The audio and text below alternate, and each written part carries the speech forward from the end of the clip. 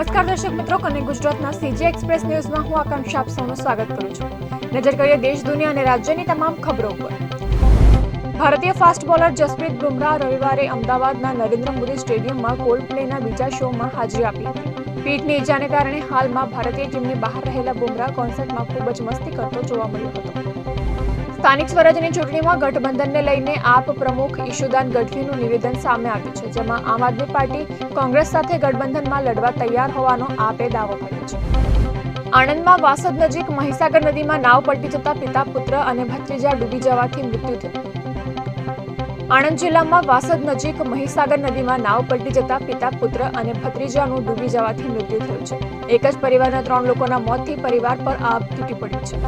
ઉત્તરાખંડમાં આજથી uniform civil code લાગુ કરવામાં આવશે. આ સાથે રાજ્યમાં લગ્નની નોંધણી કરાવવી ફરજિયાત છે. આ માટે ગ્રામસભા સ્તરે નોંધણીની સુવિધા હશે. તેમજ દરેક વ્યક્તિ માટે તેની જાતિ, ધર્મ અથવા સંપ્રદાયને ધ્યાનમાં લીધા વિના છૂટાછેડાનો સમાન કાયદો લાગુ થશે. કેન્દ્ર સરકાર ટૂંક સમયમાં દેશમાં એક દેશ એક સમય લાગુ કરશે. સરકારે ભારતીય માનક સમયને ફરજિયાત બનાવવા માટે નિયમોનો ડ્રાફ્ટ તૈયાર કર્યો છે. ગ્રાહક બાબતોના મંત્રાલયે આ મામલે 14 ફેબ્રુઆરી સુધીમાં જનતા પાસે પ્રતિક્રિયા માંગી છે. ઉત્તરાખંડમાં ભાજપ નેતાઓને જાણે કાયદાનો કોઈ ડર જ ના હોય તેવા દ્રશ્યો જોવા મળ્યા છે. ભાજપના પૂર્વ ધારાસભ્ય કુંવર પ્રણવસિંહે અપક્ષ ધારાસભ્ય ઉમેશ કુમારના કાર્યાલય પર અંધાધૂંધ ફાયરિંગ કર્યું હતું. પ્રજાસત્તાક દિવસ નિમિત્તે બ્રિટનની રાજધાની લંડનમાં આયોજિત સમારોહ વિરુદ્ધ સૂત્રોચ્ચાર કરતા ખાલિસ્તાન સમર્થકો દેખાવ કરવા લાગ્યા હતા, જેને પગલે ભારતીય સમુદાયના લોકોએ તેમને સજ્જડ જવાબ આપ્યો હતો.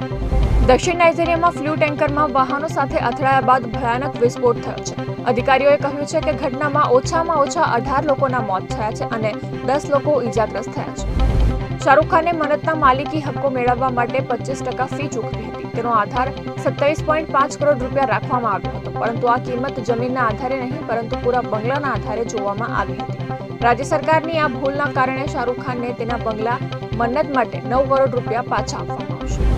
અક્ષય કુમારની સ્કાય ફોર્સને એશિયાના ઘણા હિસ્સાઓ જેવા કે યુએઈ, સાઉદી અરેબિયા, કતાર, ઓમાન વગેરેમાં રિલીઝ પર પ્રતિબંધ મૂકવામાં આવ્યો છે. જોકે પ્રતિબંધનું કારણ સત્તાવાર રીતે સ્પષ્ટ થયું નથી. તો આ હતા કનેક્ટ ગુજરાતના આજના સીજી એક્સપ્રેસ ન્યૂઝ. નવા સમાચારો અને વધુ અપડેટ માટે તમે જોડાયેલા રહો કનેક્ટ ગુજરાત સાથે. ત્યાં સુધી મને રજા આપશો. નમસ્કાર.